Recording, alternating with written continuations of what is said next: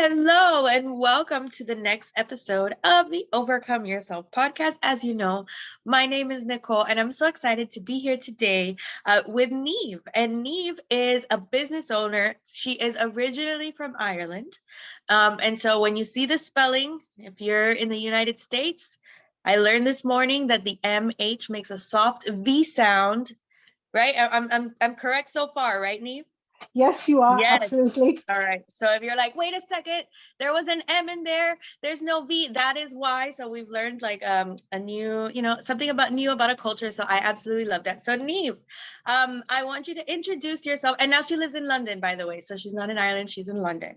And so take it away. I want you to tell us who you are, what you do, how you help people. I'm so excited to have you. So take it away. Okay. Hello, everyone. I'm Niamh. I'm a Reiki master, a meditation facilitator, and a writing for well-being mentor. Love So it. I started my journey years ago, yoga, that led me to Reiki and then to meditation. And writing is something I have done since childhood. Ever since I could hold a pen, I've been writing. And a counselor turned me on to journaling a few years ago. And I have used my journal to get me out of a real funk, out of anxiety and depression that was just so debilitating. I couldn't leave the house. So I want to share that with everybody else. So basically, that's kind of what I do with my business. I use a combination of Reiki, meditation, and writing to help people break free of anxiety and depression and actually to achieve their dreams, to build their self-confidence. I love it. That is amazing.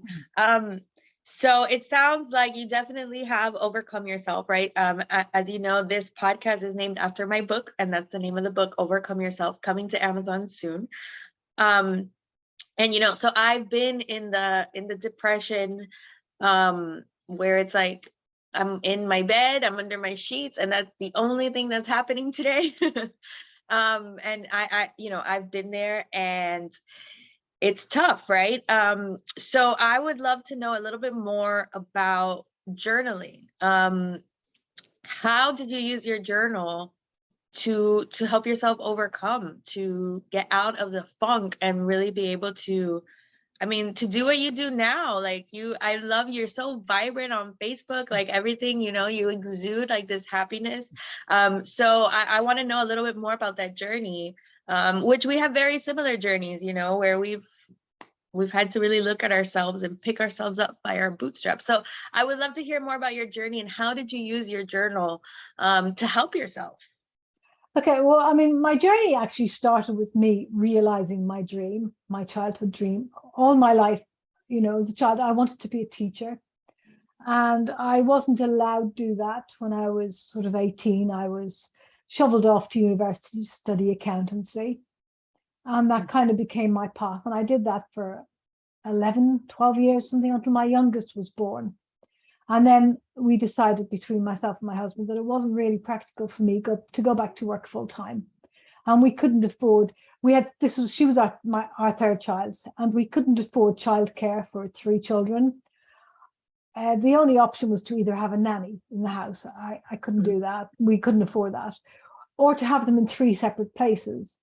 And me working full time, having 3 drop-offs and 3 pickups every day was just not doable. So I took some time out of work. My husband wasn't very happy with it, but I did. And when my youngest started school, I thought, I have to do something. So I became a teaching assistant in the school, so helping out. And I was sat there watching the teacher teach, and I think I could do that. I think I could do that better than she could.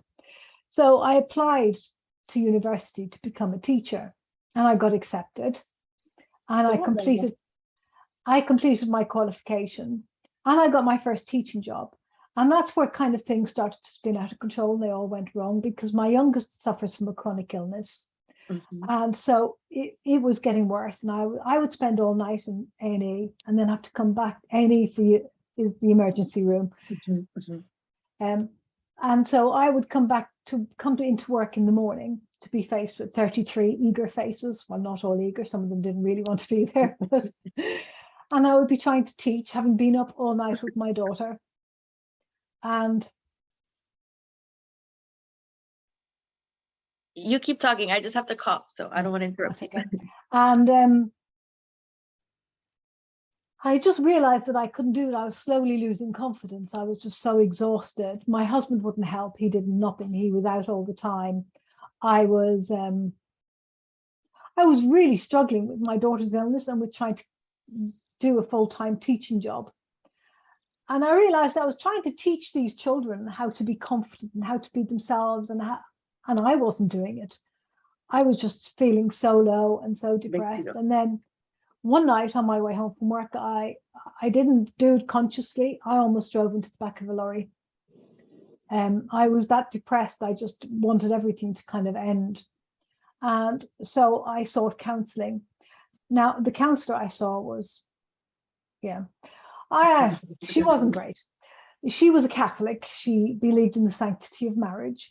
And she kept telling me that it was the way I was communicating with my husband that was causing all these problems. And I kept thinking, I don't have any difficulty communicating with anybody else, just him, you know. So she then told me, she suggested I started journaling.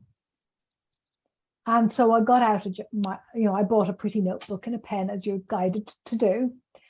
And when I first started journaling, it was verbal diarrhea.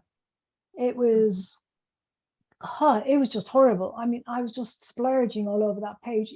I wasn't processing the emotions. I wasn't even really releasing them.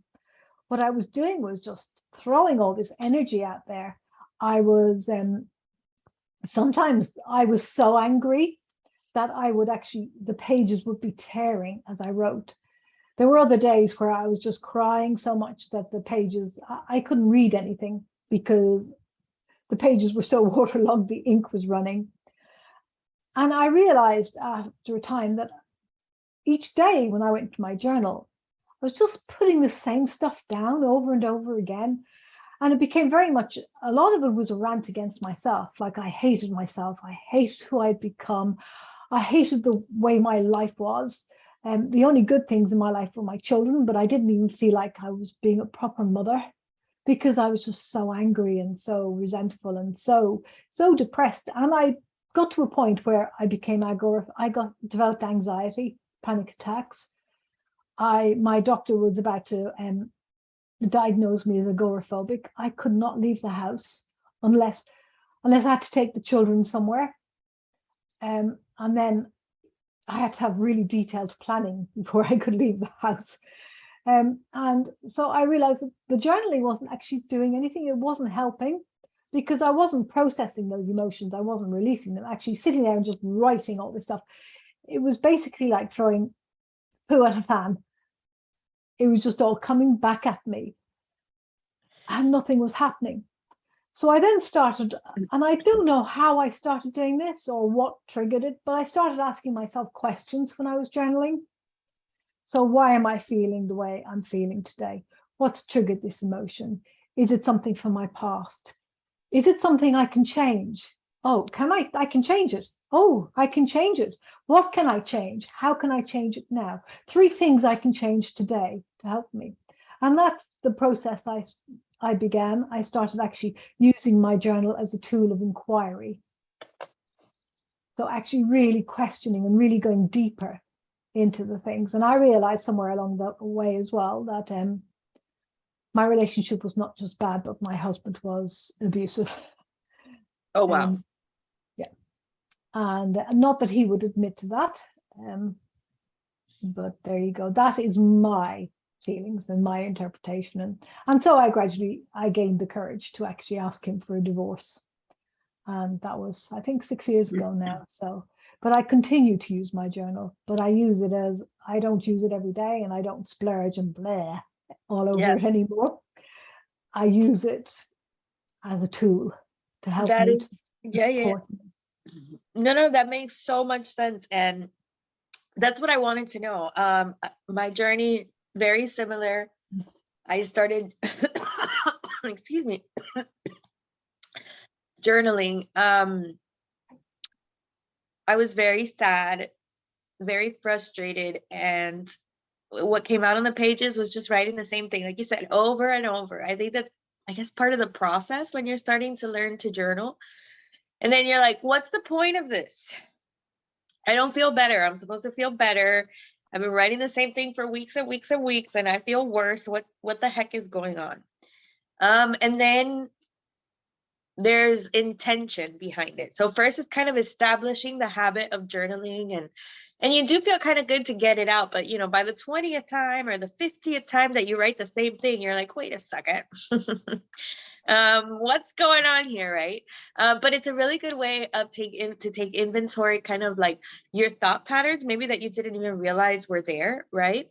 And one of the things that I talk about in my book is, if you're going through depression, like if you are depressed, if you are in a state of depression, what are the questions that you're asking yourself? Because I found that those questions that I was asking myself, I was setting myself up for failure, number one, right? Because even if I was asking about something good, it would be in a negative frame. And so, of course, everything was going to be, you know, not great, because I wasn't, you know, my brain wasn't even asking questions in the right way to get a good answer. So how could I be happy? And so I think that's a big deal, is like you said, that you use your journal as a method of inquiry, and you start asking yourself questions, like new questions, different questions, and see what goes on in your brain, right? So what do you think about that? Yeah, I mean, definitely, absolutely. I mean, that's what I started doing. You know, and the how can I be happy is kind of, I mean, that's pie in the sky. Yes. You know, oh, if I had more money, if I had a proper husband, if I had blah, blah, blah.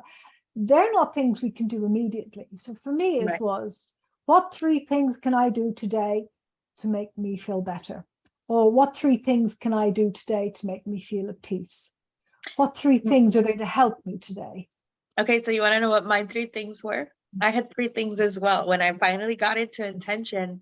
And it was, what are 3 things that I could be grateful for right now? So mine wasn't even action. I didn't even start with action. I was just like, what can I be grateful for right now? And I would have to find 3 things in my environment that I feel grateful for. And sometimes, some days, that shit was hard. It's hard, Oh, especially when your mind yeah. is in one of those negative states. It's hard to, because everything you think of, the AC, well, it could be colder. The sun, well, it's kind of bright and it's hot outside. Yeah.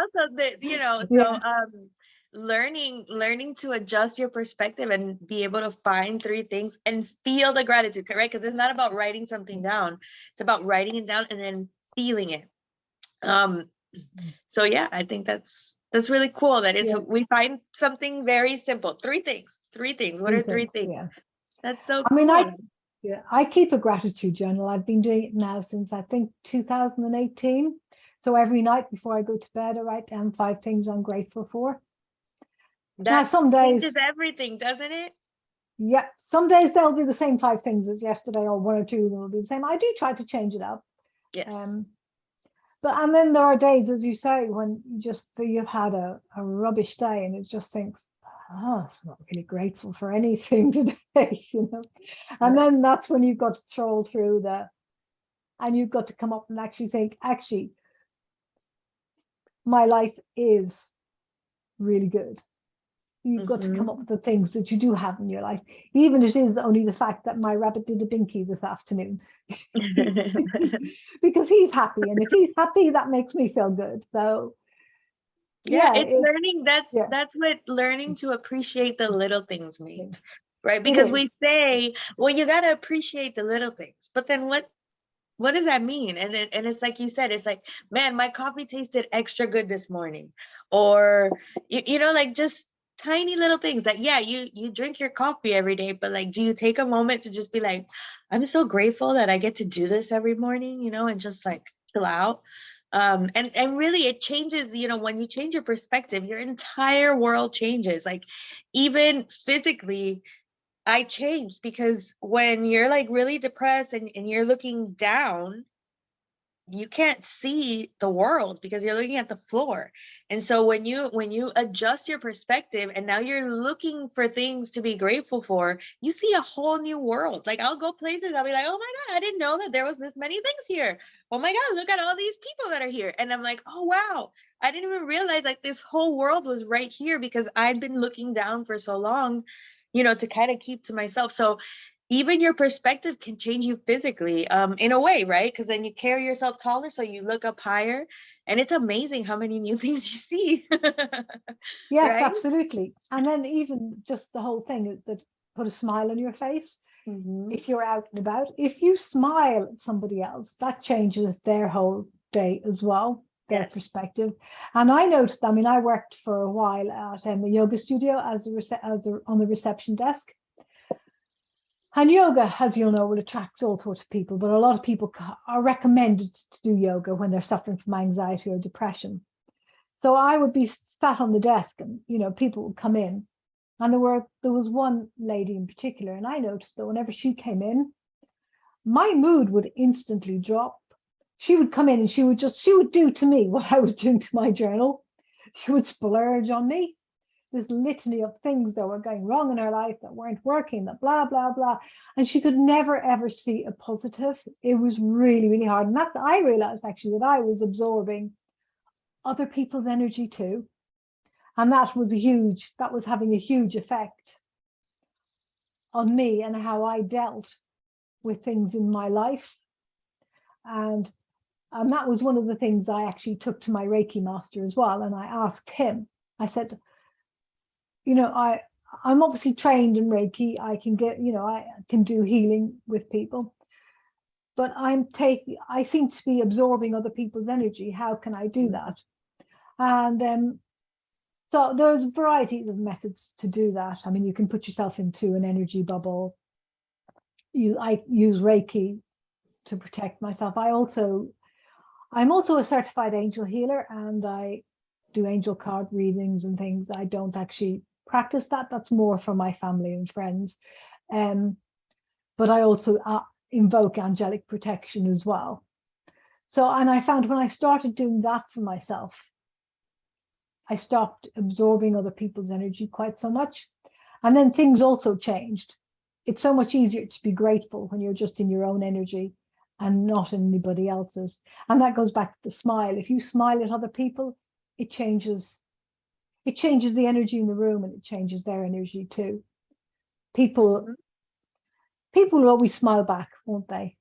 You'll get the odd curmudgeon who won't, who refuses Mostly, to. yes. Mostly will smile back. Yeah. Most will smile Yeah. back. And No, go ahead. so that smile comes from, that smile changes everything. And also you can write in your gratitude journal that night, so smiled at me, or I smiled and it made everything feel better. Yeah. Sometimes it sounds a little bit silly, but our brain takes cues from our body, right? And so when we smile, it tells our brain, hey, something good is happening. And so that does change us physically. And another thing that I did mention this in my book is how we can be superconductors, right? And we can give off energy. We can give off good energy. And then there's energy vampires that are just taking people's energy, right? Like that lady that you mentioned. And like as soon as they walk into a room, it's just like the drain, like they're just like this battery that just drains. But we actually have the ability to also be the opposite, to be an overflow, and to be so positive that energy is exuding off of us, and we just got so much that we're just giving it to other people.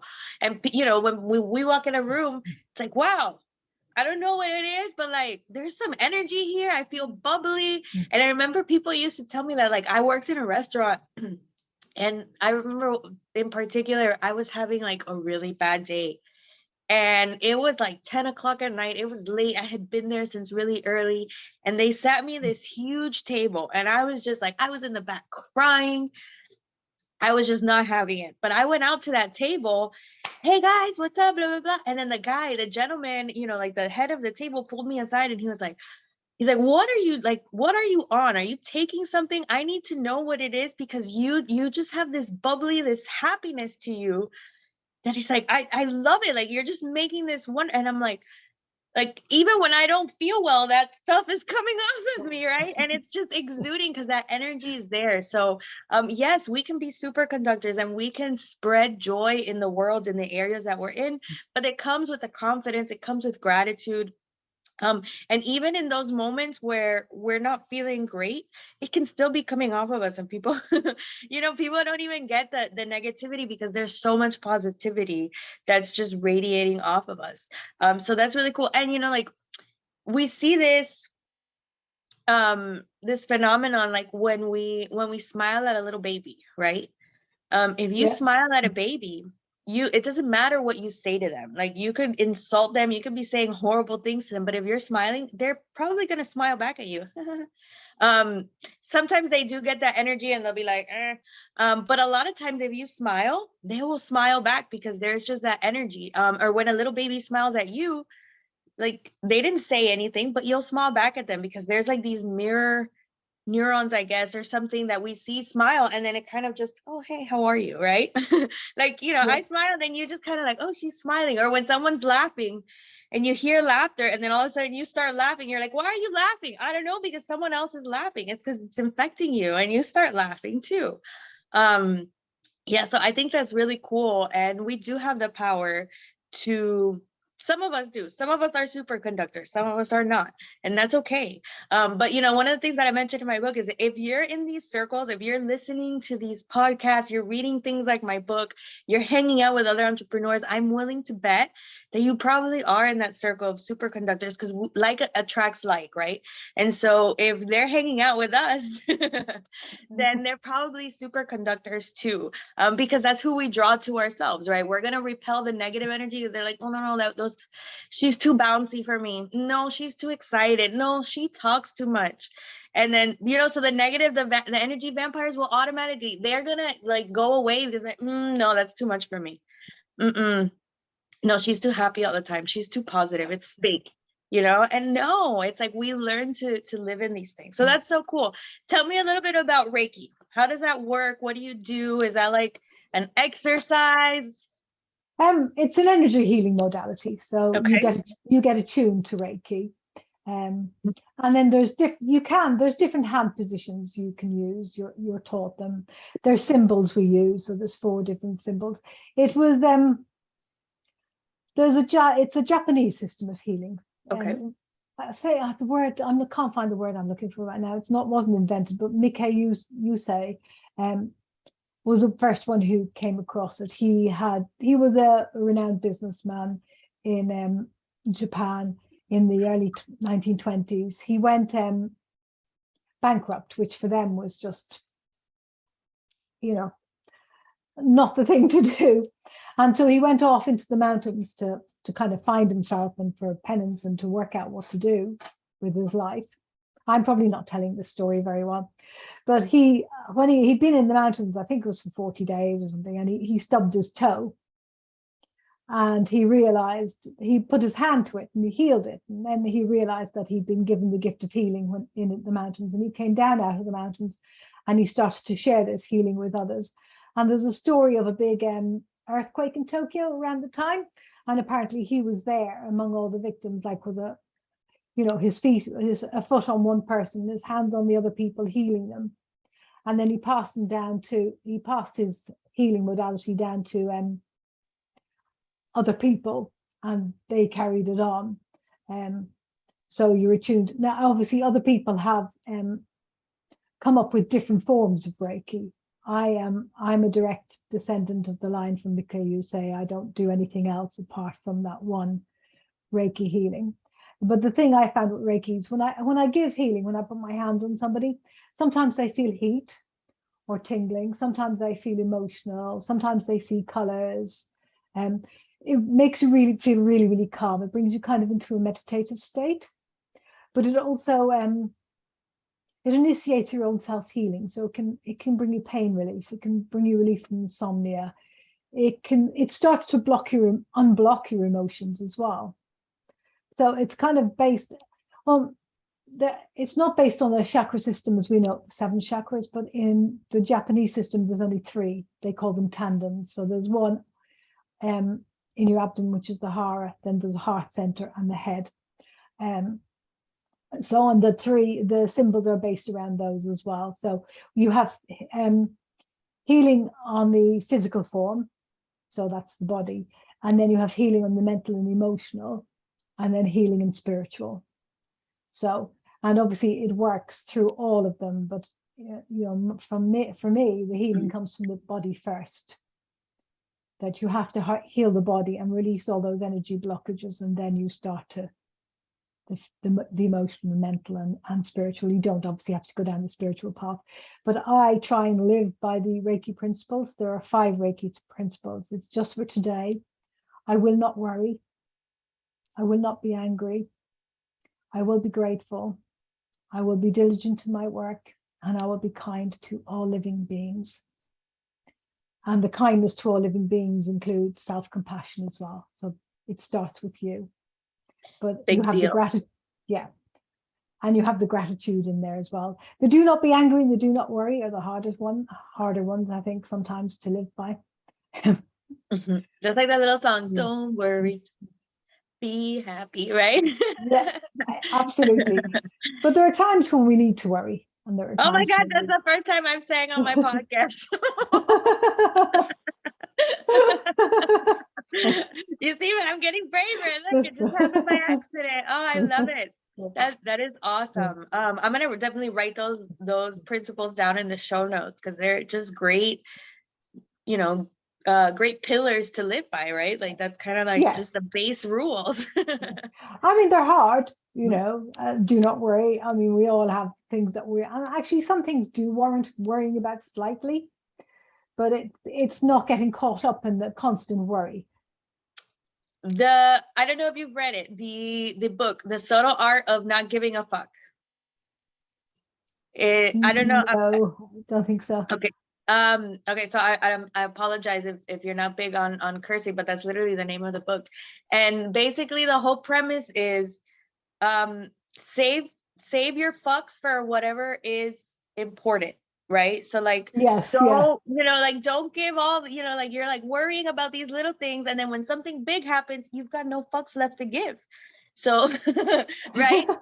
So like, you know, at the end of the day, don't worry about the little things, so that you have the energy to focus on the things that you really need to worry about, right? You know, because most things are just situations that you can do. There's very actual few problems in our world. Problems is something that can't be fixed with money. Everything else is a situation. You know, so that's the way I like to see it. But yeah, that's a good point. You know, leave the worries like that you have, like you have a limited capacity to worry about things. Leave that for the important stuff, right? Yeah. And I mean, that's the thing, you know, when you're depressed or you're anxious, you get caught in ruminating, and those worries just keep going round and round, and you can't, it's really hard to get yourself out of that cycle. And something like Reiki can just give you, and I mean, I use meditation as well, because some people don't want the energy healing, but I will take people through a guided meditation as well. But that just, it calms you down, it gives you clarity. It actually gives you a break from your thoughts when you're having a Reiki healing. I don't know if you've ever experienced Reiki. I did it once. It was long distance. I mean, I do distance Reiki as well, and it works. And I've had people, you know, tell me it works.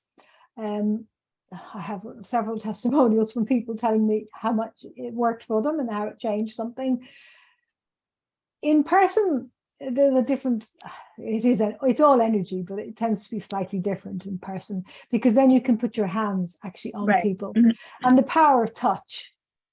There's just something about touch. And if you're in a depressed and anxious state and you haven't been touched in a long time, just somebody even putting their hands on your knees or on your shoulders is just so powerful. You know, we automatically pick babies up and touch them and cuddle them. We automatically do it with our animals. We don't always automatically do it with another adult. Your child will come to you with a cut knee and you'll cuddle them. An adult will come to you with a problem and you might just like, oh, talk to me while I'm making dinner, or I'll phone you later, or you wouldn't automatically think, a lot of us anyway, wouldn't automatically think to put your hand on them, give them a hug. You're like, Just, why are you telling me? Go get a Band-Aid. yeah, exactly. Where sometimes just a hand on the shoulder is more powerful than all the words you can come up with. So sometimes Reiki in person, you know, especially for people who are in that state of anxiety and stress and they can't, and depression, and sometimes you can't vocalize how you're feeling either. So that touch is powerful. And also when you're in the midst of a Reiki treatment, you just achieve this clarity, this calmness, this everything just kind of stops. That's how I've experienced it, and that's how a lot of my clients describe it to me as well. They can't really put it into words, but it's like somebody's flicked a switch in their brain and all that worry is just kind of gone and they get a few minutes respite. Sometimes that's all we need, right? Just yeah, that's absolutely what we need. Yeah, just some respite from what's going on in your brain. But I mean, I found as well, and from talking to people with anxiety and depression, and I know from my own experience that actually sometimes you want to stay in that anxiety and depression because it's familiar. It's deal. what you know. Big deal. That rubbish going around in your brain is what you know. It's what you're familiar with, and sometimes a change seems too scary. You know, loving yourself when you've hated yourself for years is a huge and really, really scary step. And so you'll find it's a journey. It's not a step. Yeah. Right. Yeah. No, it is a journey. You don't just wake up one day and you're like, I love everything about myself, especially when you've been hating yourself for a really long time. It's waking up and looking in the mirror and being like, okay, I kind of like that. And then the next day you're like, I like that a little bit more. And then by the end, you're like, oh my God, I love this. Like even the flaws, even the fat, even the stuff that I used to think was ugly. It's what makes me me. And I love it. But it is a process. And the other thing I wanted to mention is when I was in that, I remember that when I was really depressed and I was having multiple panic attacks a day, I would just cry. I would just have these like horrible, just crying, like every day I would cry horribly. And there was one day where I was just like crying and like I was just hyperventilating and, you know, just it was like the world was ending, like the Disney princess, you know, just ah. And then I really like it stopped and this thought popped into my head and I was just like, do you like feeling like this? And I was like, oh my God. I'm like, you let this happen every single day. Like, what is it? Like, do you like this? Are you just used to it? And that's where the journey to getting to where I am now started. I really had to face myself and be like, are you doing this just because you're used to it? Like, what's the point of this? Like before, you know, like there were things happening, but now why is this happening? Like, you know, like 2 years later, why are you still crying? If you don't like what's, you know, happening, can you change it? And so that was the moment that led to really me asking different questions. And that doesn't mean I just stopped crying that day. That doesn't mean I stopped having panic attacks that day, but it was the day that kind of led me down that road. I started having less panic attacks. I was able to be like, let's not cry. Let's see, you know, can I breathe through this? Can I figure out how to change the, you know, the nail? Like there's a nail inside of me and I keep crying about it. Take out the nail and then you don't have to cry, you know, kind of thing. And it's hard when it's depression and you don't have a physical nail in you. Those are things that you're going to have to dig out of yourself, you know? So these are big, big deals that we're talking about here, Niamh. Let's wrap up. I want to know, final tip for everyone, and I want to know how we can stay in touch with you. So first, final tip. What's your one tip to help people who maybe have gone through this or are in that journey of learning to be happy and learning to love themselves again? Just be kind to yourself. Do something nice for you every day. Yes, something nice, something, it doesn't even have to be expensive. Nope. Drinking water is doing something nice for yourself. Yeah. Or even telling yourself that, you know, your hands look nice today. It's just really self-compassion, I think, is the key. Knowing that, and also knowing that this won't last, that everything changes, everything passes. Yes. My thing, I taught myself this lesson. I was sitting at a stop sign. I was so stressed out. And then I said to myself, Nicole, it is a physical impossibility for you to be stuck at the stop sign forever. It cannot happen. It can't. So even if you're stuck here for 5 minutes, 7 minutes, 10 minutes, you cannot be stuck here forever, because at some point, traffic will go away. So even if you have to wait an hour, 2 hours, it's physical impossibility for you to stay here forever. So sometimes you have to remind yourself, it's a physical impossibility for me to stay stuck forever. You can't, because the world keeps going. Yep.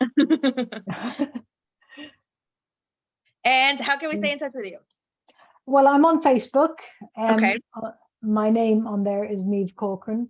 I have a website, which is www.reikibyniamh.co.uk. I'm also on Instagram. I think my handle there is Reiki by Niamh. All these links will be in the show notes, guys. Okay, so yeah. Scroll down or wherever you are. So I think that's basically where I am. Okay. Do you have like a newsletter, a freebie that you're giving away that we can include here too?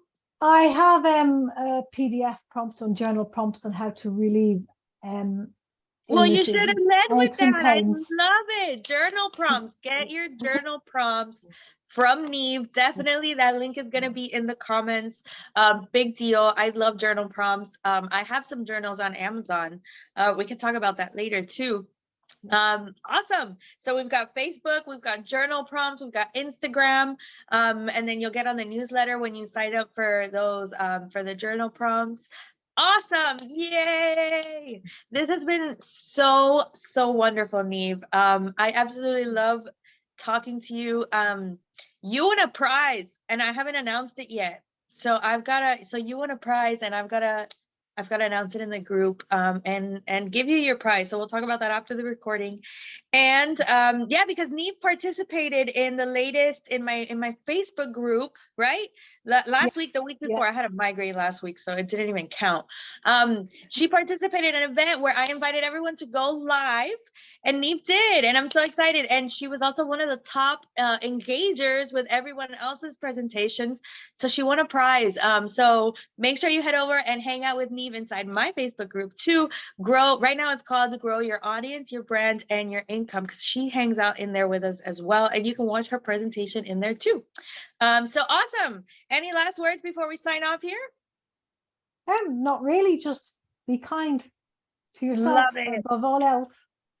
I love it. Thank you so much for being with us, Niamh. This has been wonderful. We went over time and I love that. That means that we were having a great conversation. We were having fun. And I'm so excited to be getting that we get into that flow, right? Because we've got good stuff going on. So until next time, thank you guys for being with us. We'll see you next time.